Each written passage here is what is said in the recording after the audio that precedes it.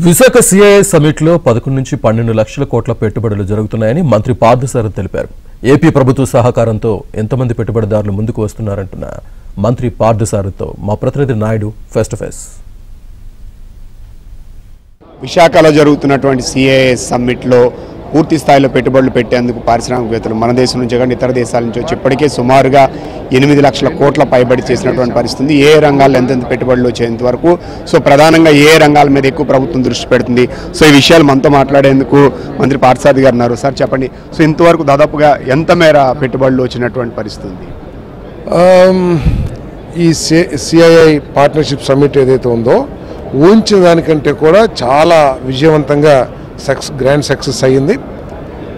నిన్న మొన్న దాదాపు 11 నుంచి 12 లక్షల వరకు కోట్ల. సో ఈరోజు కూడా మరిన్ని పెట్టుబడులు మరిన్ని ఎంఓయూలు జరుగుతాయని చెప్పేసి ఆశిస్తా ఉన్నాం. వీటన్నిటికీ కారణం ఏంటంటే ఈ రాష్ట్రంలో ఒక విజనరీ ఉన్న నాయకత్వం ఉంది. దానికి తోడు ఇండస్ట్రియల్ ఎవరైనా పెట్టుబడిదారులు పెట్టుకున్నా అవి సురక్షితంగా ఉంటాయనే నమ్మకం. ఈ రాష్ట్రంలో పెట్టుబడులకు కావాల్సిన మౌలిక వసతుల్ని బాధ్యతగా ప్రభుత్వం ఏర్పాటు చేస్తుందనే ఒక నమ్మకం కలగటం మూలంగా ఈరోజు పెట్టుబడులన్నీ కూడా పెట్టుబడులే కాదు ప్రపంచంలో ఉన్న వ్యాపారవేత్తలందరూ కూడా ఆంధ్రప్రదేశ్ వైపు చూస్తున్నారు.